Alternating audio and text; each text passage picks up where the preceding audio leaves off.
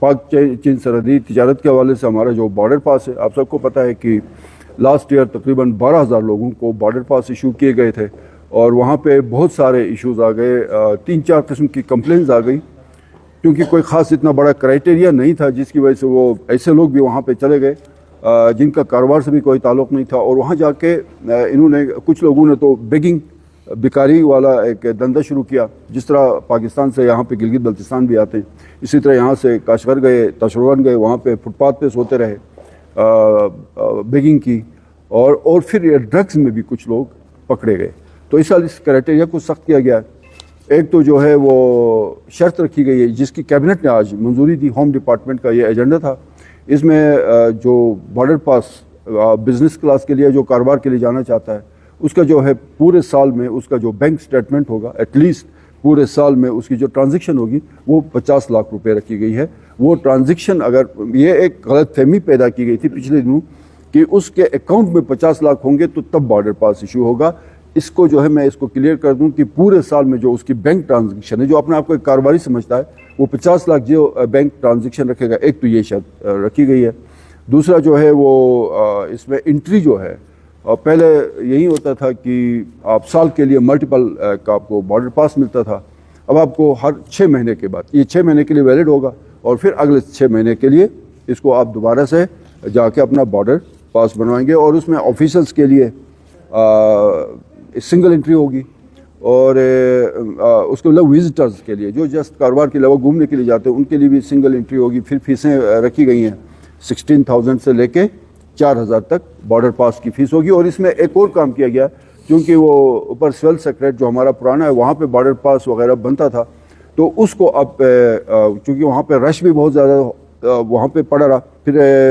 I think میرے خیال میں فیسلٹیز بھی نہیں تھی اور لوگوں کو آنے جانے میں بھی مشکلات تھیں، تو یہ جو فیسلٹیشن سینٹر اسٹیبلش کیا گیا ہے اے سی آفس کے اندر، بارڈر پاس کے آفس کو بھی اسی اے سی آفس میں فیسلٹیشن سینٹر میں شفٹ کیا جائے گا، تاکہ وہیں پہ جتنے بھی آپ کے 5-6 دوسرے جو آپ کے چھوٹے چھوٹے کام آپ کے ہوں گے، ڈرائیونگ لائسنس سے لے کے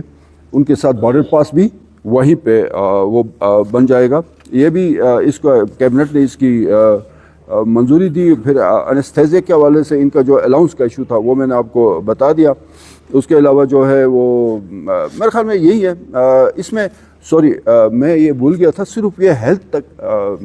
ہم نے اس کو ریسٹرکٹڈ نہیں رکھا ہے۔ یہ جو لوکل ہالیڈیز کا خاتمہ ہے، اس کو جو ہے وہ health and education department Gilgit Baltistan, health اور ایجوکیشن میں مقامی چھٹیاں ختم کر دی گئی ہیں۔ اب کوئی مقامی چھٹی نہ ہیلتھ ڈپارٹمنٹ میں ہوگی نہ ایجوکیشن ڈپارٹمنٹ میں ہوگی، اور اس سے آپ اندازہ لگائیں کہ یہ موجودہ حکومت جو ہے وزیر اعلیٰ گلگت بلتستان اور ان کی ٹیم کو اس بات کا احساس ہے۔ اس سے پہلے میرے خیال میں اس طرح کی کوئی کوشش نہیں کی گئی تھی، حالانکہ ایسا ہو جانا چاہیے تھا۔ اور شاید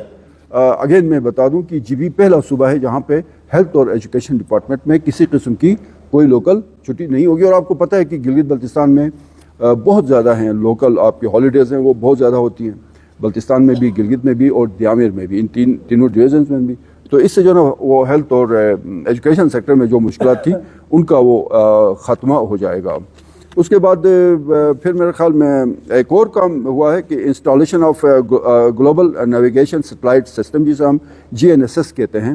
یہ یہاں پہ اسٹیبلش ہو جائے گا، اور اس کے لیے جو بالکل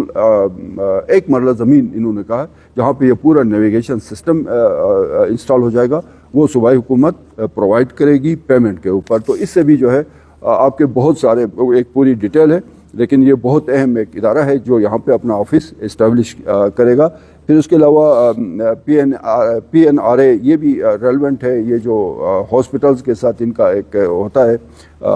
ریز کے حوالے سے، شاید یہ اس کو چیک کرتے ہیں ہاسپٹلز میں جا کے کہ یہاں پہ تابکاری کتنی ہے، وہ ساری چیزیں یہ بھی یہاں پہ اپنا آفس اسٹیبلش کریں گے، تو ان کو بھی پیمنٹ کے اوپر زمین الاٹ کی جائے گی۔ اس کے علاوہ یہ جو ہمارا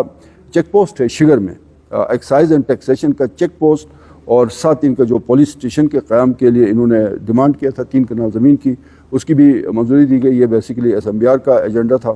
اور اس کے علاوہ ایک اور ان کا تھا SMBR کا تھا انسٹالیشن آف، یہ بھی آ گیا۔ الاٹمنٹ آف لوکل جو آپ کا ایڈجسٹنٹ ٹو کیا انہوں نے لکھے شہید برج ٹو، ہاں یہ ایک تھا کہ سکردو میں میرے خیال میں شہید برج ہے، خالی شہید برج لکھا ہوا to SDA for development of family park. Family park بنے گا سکردو میں, اس کے لیے زمین آلریڈی ہے. یہ سکردو ڈیولپمنٹ اتھارٹی وہاں پہ فیملی پارک بنائے گی, تو اس کے لیے بھی زمین کی الاٹمنٹ کی منظوری دی گئی. اور اس کے ساتھ شاید کچھ ایڈیشنل کچھ ایجنڈا وغیرہ تھے اس میں جو اس میں شامل کیے گئے تھے.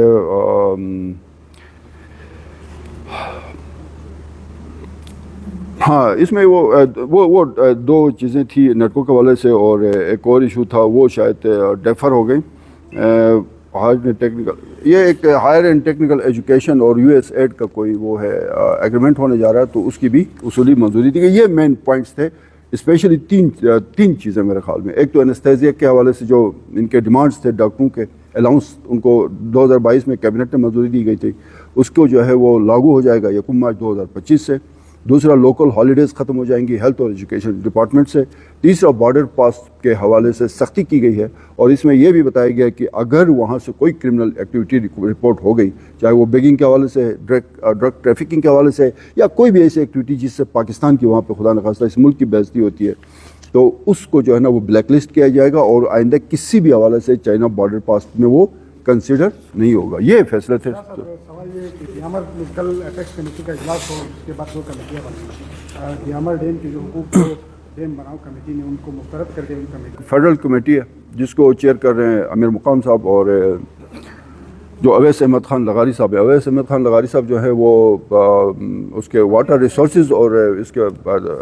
منسٹر ہیں, اور امیر مقام صاحب ہمارے کشمیر افیئرز اور جی بی کو دیکھتے ہیں. پھر چیف منسٹر اس میں ممبر ہیں, چیف سیکریٹری ممبر ہیں, اور کشمیر افیئرز کے سیکریٹری اس میں ممبر ہیں. ایک یہ کمیٹی امیر مقام صاحب ریسنٹلی آئے تھے, بدقسمتی